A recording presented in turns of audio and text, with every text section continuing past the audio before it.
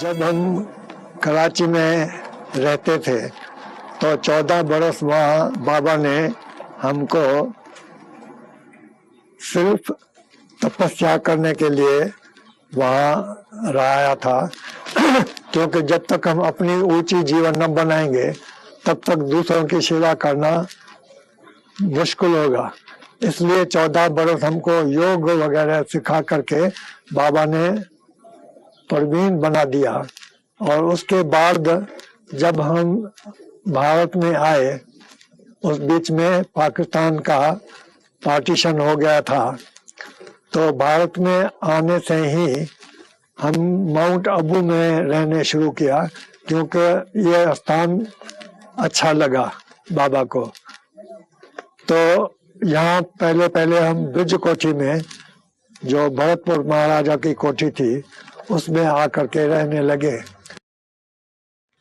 यहाँ का एटमॉस्फेयर कराची से बहुत भिन्न था और यहाँ का खाना पीना, रहना सहना जो हम कराची में रहते थे उससे बहुत भिन्न था।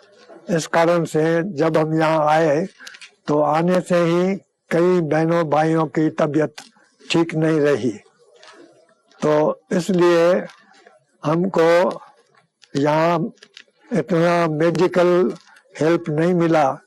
तो मेरे को बाबा ने अहमदाबाद भेजा था। वहाँ मैं रह करके डॉक्टरों के कांटेक्ट करके फिर जो बीमार बहनें भाई होते थे उनको मैं वहाँ मंगाता था और वहाँ पर उनकी दवाई दरमल करता था। शुरुआत से ही ऐसे ऑब्स्टेकल्स हमारे यज्ञ में आई, लेकिन बाबा ने हमको समझा दिया था, तो बच्चे ईश्वरीय ज्ञान का यज्ञ है ना, तो इसमें बहुत उच्च पद पाने का है।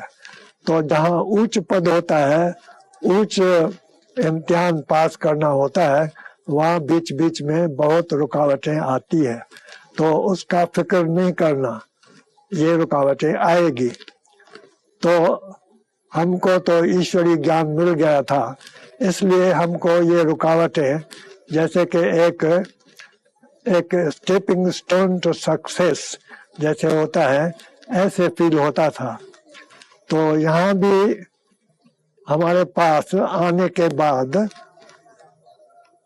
पैसे की समस्या हो गई, क्योंकि जिन्होंने हमको यहाँ इंडिया में निमंत्रण दे करके बुलाया था उन्होंने बैकआउट कर दिया। उन्होंने कहा था तो हम सारा खर्चा वगैरह हम करेंगे, लेकिन उन्होंने लास्ट मोमेंट में किया नहीं, क्योंकि उनका बाबा के इंस्टीट्यूशन के साथ फ्रेंडली तरीका नहीं था।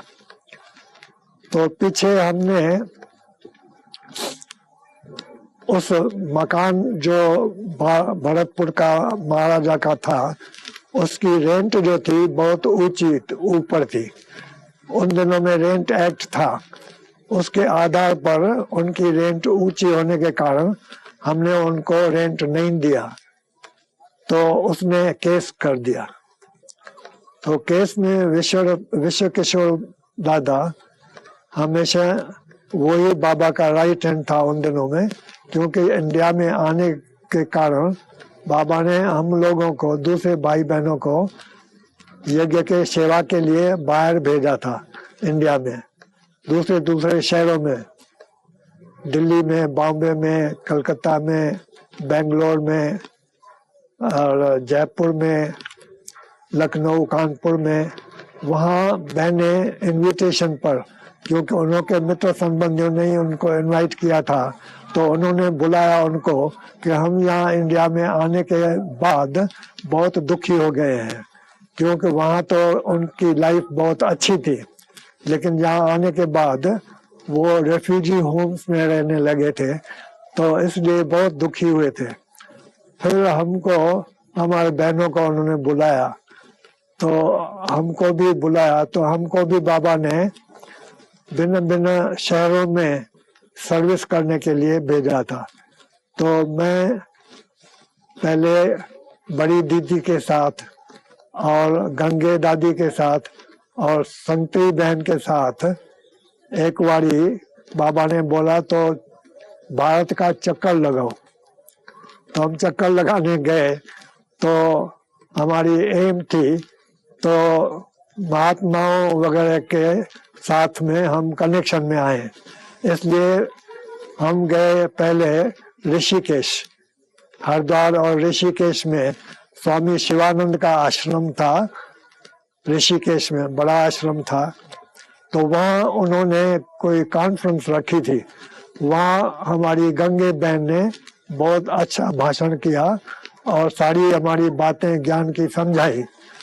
तो वहाँ एक भाई आया था जो जापान से होके आया था, तो वहाँ उसने फर्स्ट रिलीजियस कॉन्फ्रेंस अटेंड की थी जो जापानी लोगों ने बुलाई थी, उसमें उनको इनवाइट किया था, तो वो गया था। तो उन्हों की सेकंड कॉन्फ्रेंस होने वाली थी, तो उसने जापान वालों को लिख के भेजा, तो ये इंस्टीट्यूशन जो है ब्रह्मा कुमारीज की, ये बहुत अच्छी इंस्टीट्यूशन है, इसको आप निमंत्रण भेजो।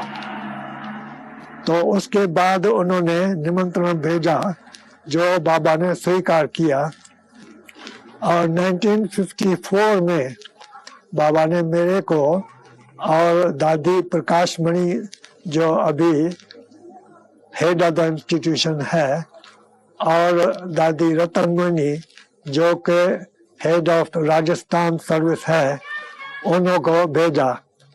और हम लोग ने जापान में जाकर के बहुत अच्छी सर्विस की। हम लोग तो गए थे 15 दिन के लिए खाली कॉन्फ्रेंस अटेंड करने के लिए, लेकिन वहाँ के जो लोग थे उनको बहुत ये ज्ञान अच्छा लगता था। तो भिन्न भिन्न इंस्टीट्यूशंस, रिलीजियस इंस्टीट्यूशंस वालों ने हमको निमंत्रण दिया, तो हमारे पास भी आप आओ, आकर के ये ज्ञान हम लोग को सुनाओ।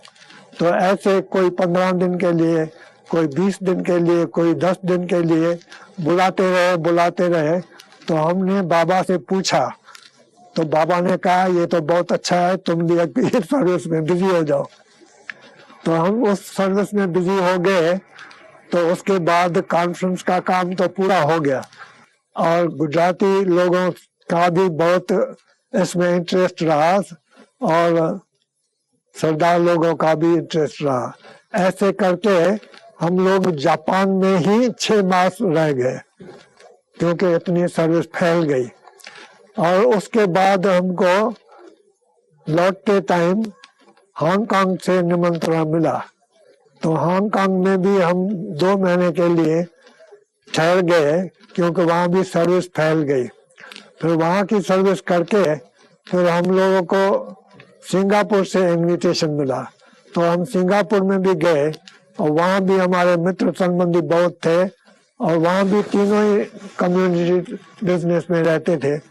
तो उन्होंने निमंत्रण देकर के हमको आपसे उनको बुलाया, और हम वहाँ भी ठहरे थोड़ा टाइम। उसके बाद हम लोग बाय शिप इंडिया में सिंगापुर टू मद्रास आए।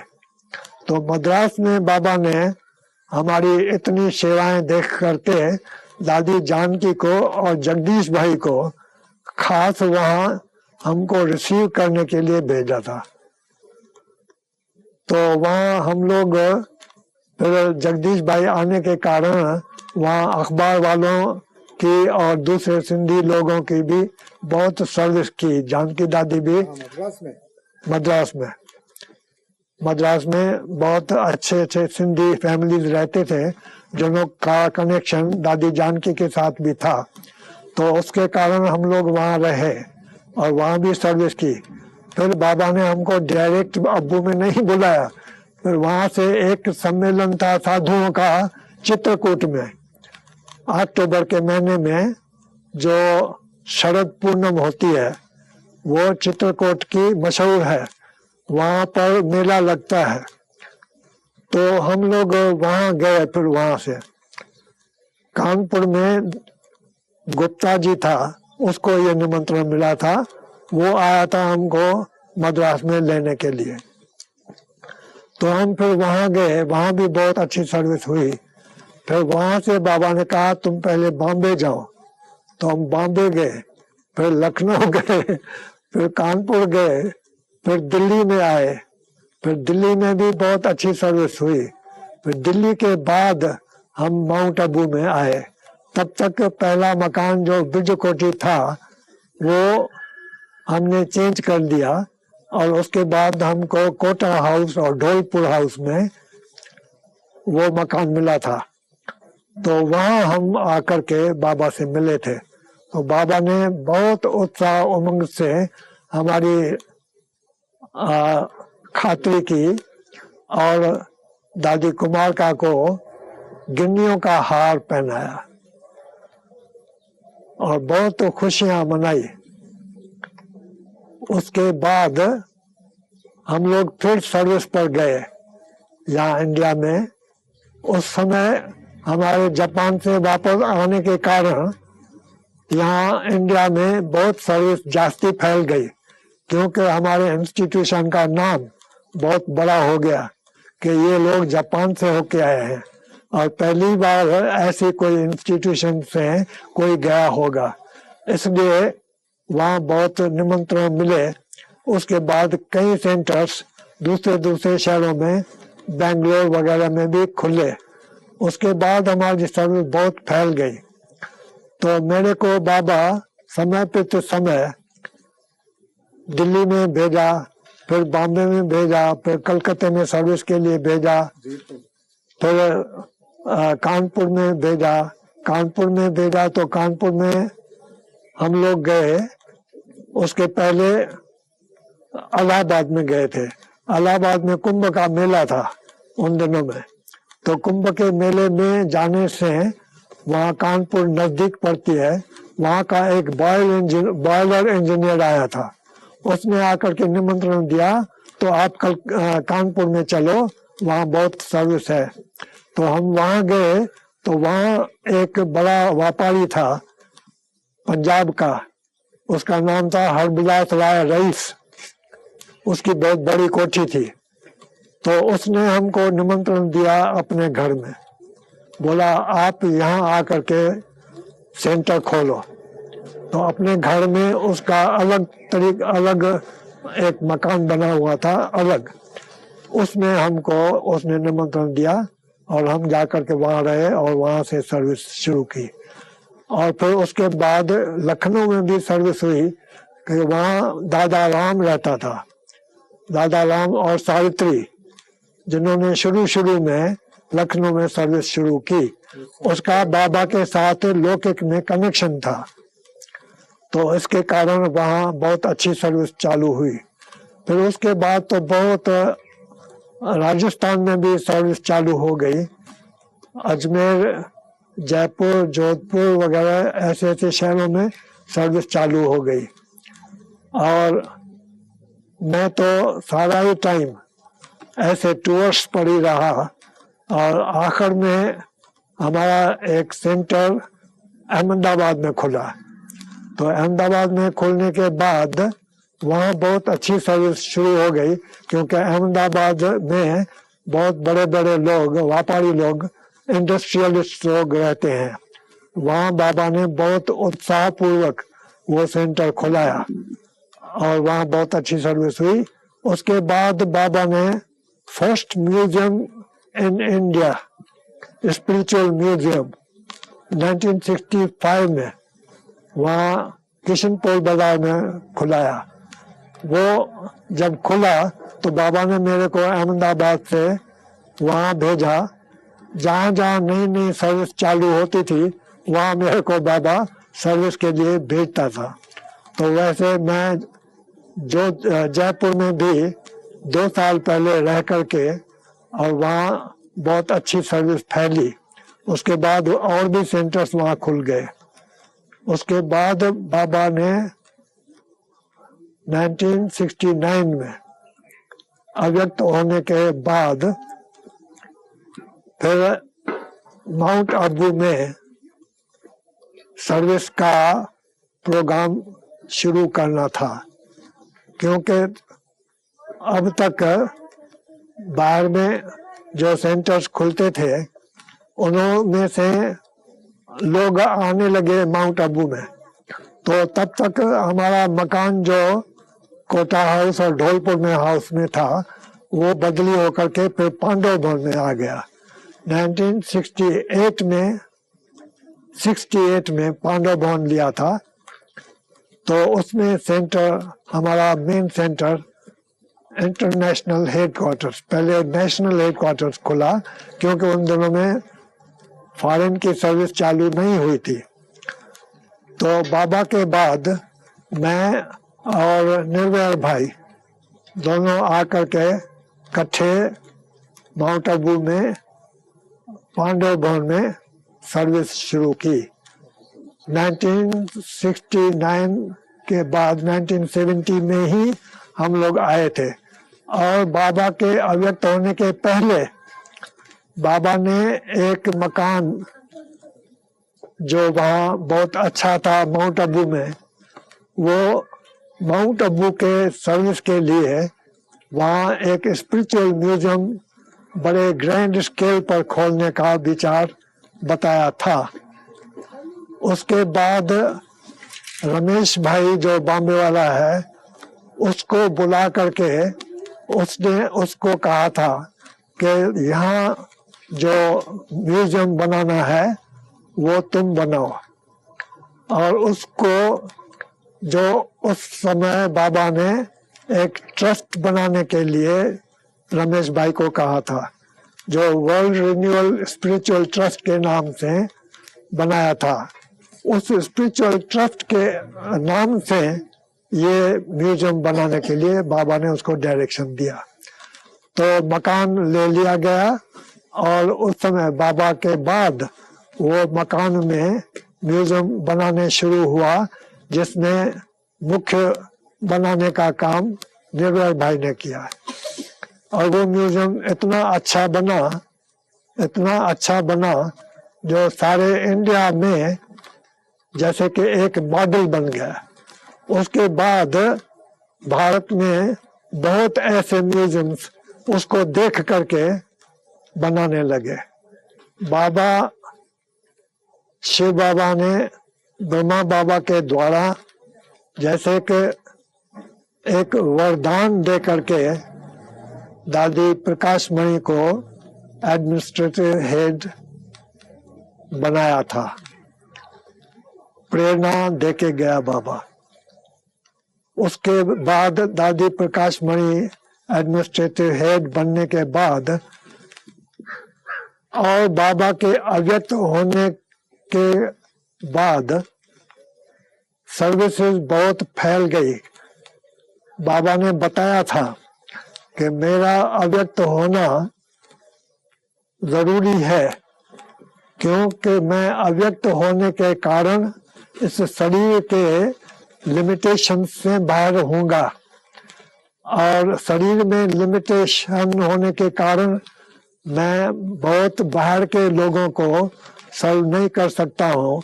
इसलिए मैं अव्यक्त रूप में हो करके शिव बाबा को मदद करूंगा।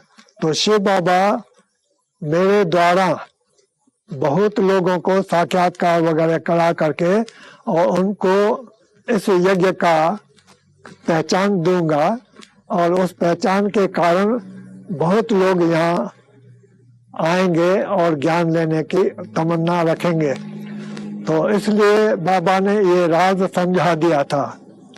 तो उसके बाद थोड़ी समय में फॉरेन के लोग हमारे इंटरनेशनल हेडक्वार्टर में आने लगा।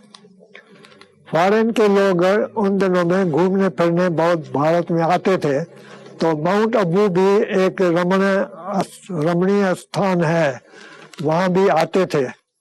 तो जब हमारा म्यूजियम खुल गया तो म्यूजियम को देखने के लिए पब्लिक आती थी, उसमें ये लोग भी आते थे।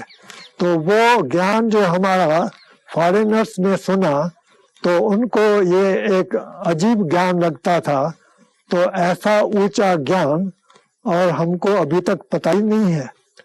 तो इतना ऊंचा ज्ञान लेने की उनकी आशा रही। तो पहले दो भाई आए थे, एक चार्ली भाई ऑस्ट्रेलिया का था और दूसरा साइमन भाई, वो भी ऑस्ट्रेलिया का था। वो दोनों लंदन में सर्विस करते थे, नौकरी करते थे। तो वो लंदन में कांटेक्ट में आए थे। लंदन में उन दिनों में सेंटर नहीं था, लेकिन जयंती बहन और उसका परिवार वहां रहता था। तो जयंती बहन पहले माउंट आबू में स्कूल में पढ़ती थी, तो उन दिनों में पढ़ाई करती थी, तो बाबा के साथ कांटेक्ट में आती थी। तो कांटेक्ट में आने के कारण बाबा उसको ज्ञान की भू भू करते करते करते उसको ज्ञान सिखाता था। छोटी थी आयु में, बाबा ने उसको वरदान दिया, तो बच्ची तुम बहुत फॉरेन में सर्विस करेंगी। उस बेचारी को क्या पता था, मैं तो इतनी छोटी, मैं फॉरेन में कहाँ सर्विस कर सकूंगी। उसको तो ये पता ही नहीं था तो मेरे को कौन वरदान दे रहा है। तो बाबा ने उसको वरदान दिया। तो वो जब वापस गई अपने संबंधियों के पास, तो वहाँ ये ज्ञान लेने के बाद वहाँ एक स्पिरिचुअलिस्टिक सेंटर ब्रिटिशर्स का था, तो उसमें उसको चांस मिलता था लेक्चर करने का हफ्ते हफ्ते। तो वो हफ्ते हफ्ते जो लेक्चर करती थी, वो सुनने के लिए कई लोग आते थे। उसमें ये साइमन और चार्ली भी थे। तो उन्हों को ये ज्ञान बहुत अच्छा लगा। उन्होंने वहाँ जयंती बहन से छुट्टी लेकर के और यहाँ आने का प्रोग्राम रखा। वो पहले ही 2 लोग थे जो मधुबन में आए, फिर उन्हों के बाद कई दूसरे लोग भी आने लगे, टूरिस्ट आने लगे। जो पढ़ते थे सूर्या, तो उन्होंने जाकर के ऑस्ट्रेलिया में सेंटर खोला। फिर लंदन में जाने का हमको एक चांस मिला, क्योंकि अमेरिका से एक अवास्टिंग रिट्रीट के नाम से एक इंस्टीट्यूशन थी। उन्होंने हमको पांडव भवन में निमंत्रण भेजा था 1972 में। तो हम 1970 से ही वहाँ ऑफिस खोली थी जिसमें निर्मल भाई और मैं रहता था। तो उन्होंने जब इनविटेशन भेजी थी, वहाँ योग के लिए योगा इंस्टीट्यूशन थी, तो हमने वो इंस्टीट्यूशन का इनविटेशन स्वीकार कर लिया। और उनको हमने पहले तो अपना ही बायोडाटा लिख करके भेज दी। मैंने, निर्मल भाई ने और रतन दादी का और 1-2 और का निमंत्रण स्वीकार करके उनको बायोडाटा भेजी थी। तो उन्होंने इनविटेशन बोला आओ। तो हमने सोचा हम तो ऑफिस अभी नहीं खोली है, हम कैसे जाएंगे। फिर दादी से पूछा, फिर दादी उन दिनों में जयपुर में थी, वहाँ सभी भाई बहनें थे। फिर वहाँ डिसाइड किया, तो 4 बहनें और 2 भाइयों का प्रोग्राम बना, जिनका वहाँ जाने का प्रोग्राम बना। फिर उसके बाद पहले वो लंदन में गई, जयंती बहन ने उन्होंने को निमंत्रण दिया, तो पहले लंदन से होके जाओ। लंदन में गए तो वहाँ लंदन में लोगों को ज्ञान देने शुरू किया थोड़ो थोड़ो को। तो वहाँ एक सेंटर हमारा छोटा खुल गया। वो सेंटर खुलने के बाद फिर बाकी लोग वाचिंग रिट्रीट में वहाँ गए अमेरिका में, वहाँ का चक्कर लगा के फिर जगदीश भाई भी उस ग्रुप में था, रमेश भाई भी उस ग्रुप में था। तो जगदीश भाई ने फिर आगे अपना टूर लगाया और उस दिनों में जापान और हांगकांग वगैरह में होकर के चक्कर लगा के फिर यहाँ लौटा था। इस तरीके से फॉरेन की सर्विस शुरू हो गई। हम लोग 2-4 भाई नहीं थे शुरुआत में, हम लोग 75 भाई थे और 300 माताएं बहनें थी जब कराची में रहते थे। फिर कराची से जब यहाँ आए तो कुछ कम हो गए, क्योंकि ओल्ड एज के कारण कईयों ने शरीर छोड़ दिया था। तो हम लोगों को बाबा ने ये ट्रेनिंग दे दी थी, तो माताओं को आगे रखना है। क्यों कि माता मदालसा है और माताओं का हृदय जो होता है कोमल होता है, उनका सेवा करने का जो अंग होता है वो लोगों को अच्छा लगता है, मीठी मीठी डोली दे करके उनको आप समान बनाने का तरीका आता है। तो हमने वो बाबा का जो डायरेक्शन था वो आशीर्वाद के तरीके से माना, और हम लोग ने अपना जो लोगों को दुनिया में अभिमान होता है कि हम बड़े हैं और माताएं छोटी है, ये बदली करके हमने अपना प्रिंसिपल ये रखा कि माताओं को आगे रखना है।